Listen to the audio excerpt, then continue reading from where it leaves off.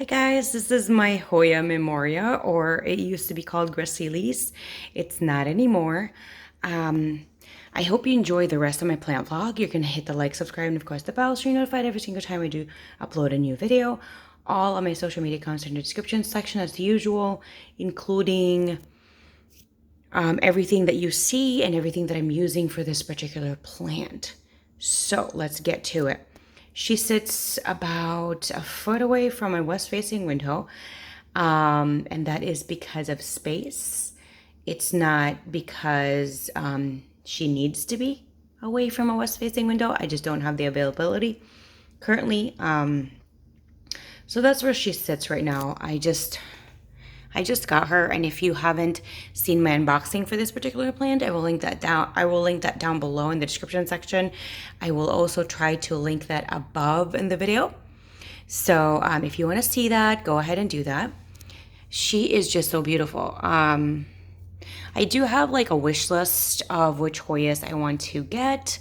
And she was on my list from someone suggesting that I might enjoy her. And my gosh, this is one of the rare Hoyas that I actually want her because of her leaves. I mean, I'm going to be honest. I actually started or restarted collecting Hoyas due to the flowers because I want the peduncles or umbels. But this is probably maybe the first one in my recent addition to my collection that I am just loving the leaves. It's got some splash in it, which, to be quite honest, I don't really care if there's a splash or not, or a variegation in a particular Hoya leaf or variety. I just really want to smell the flowers. But this leaf is thick, and I don't know, it's just the way they're shaped and the thickness of it. I think it's the shape and how it really is. It's just so beautiful to me. Honestly, and when someone mentioned this to me, I was kind of when I looked at the pictures, I was like, this is that. I was not impressed. And when she's in front of me, oh my gosh, it just, wow. She is a beauty. She really is for me. So anyway, she, like I said, she sits in a west-facing window. She is in a soft watering pot. And the substrate or medium is pine. So this is all homemade pine or homemade rock or pebble mix that I made. And how I water this is based on the needle. So I water it, max is, whoops, whoa. Oh, I did that. I messed up a little bit. Okay, so I need to check that right after the video. So it has to hit the max line. And this one, I would say the root system, the deepest is like right here, maybe. Because, this is like the perfect size. I have a smaller pot, a soft watering pot, but I think it would have been a little too tight in there. So I picked this one. This is the next size bigger that I have. So what I will do is I will water her when this is minimum, when this one is at the minimum or lower. So when it hits the minimum, I'm gonna look at the rocks on the top. You see the green rocks? When that turns into kind of like a grayish or like an ashy green or light green, or it's not a dark green anymore, that means it's dry. So when all of the green parts are dry on the top part of the substrate, I will then water. But before then, I will not water.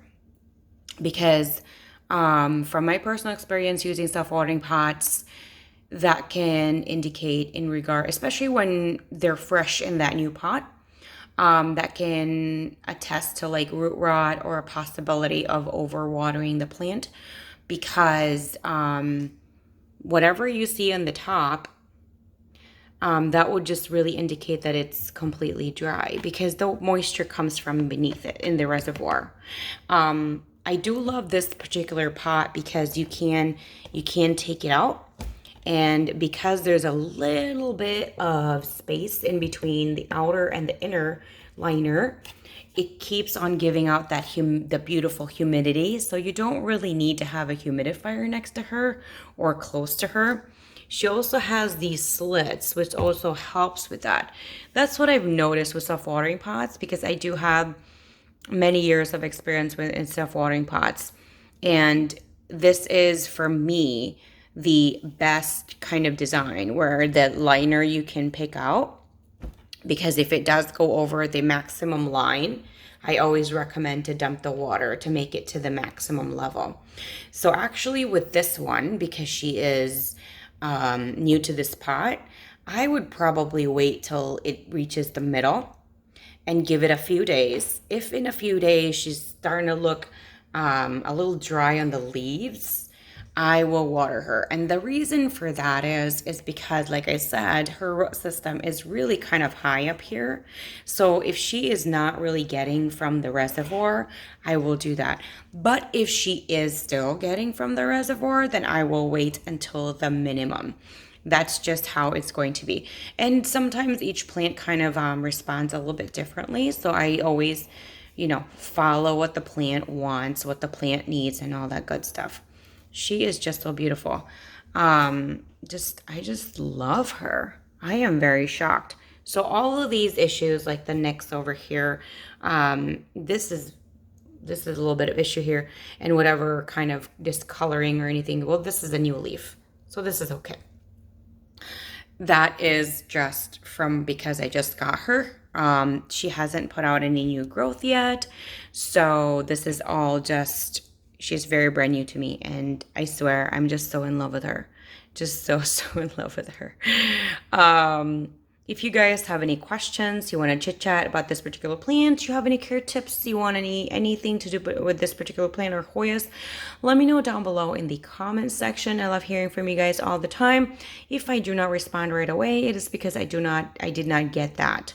It is not me, it is the system, so I apologize on behalf of that, but I'm always responding to everybody. If there's something to respond, if you're just, I don't know, sometimes people tend to leave certain things in there that I really don't know how to respond. Then I apologize. I just don't know if you want to respond or not. And that's it. So thank you guys for all the support, the wonderful, beautiful words. I love you guys, and have a wonderful rest of your day. Bye.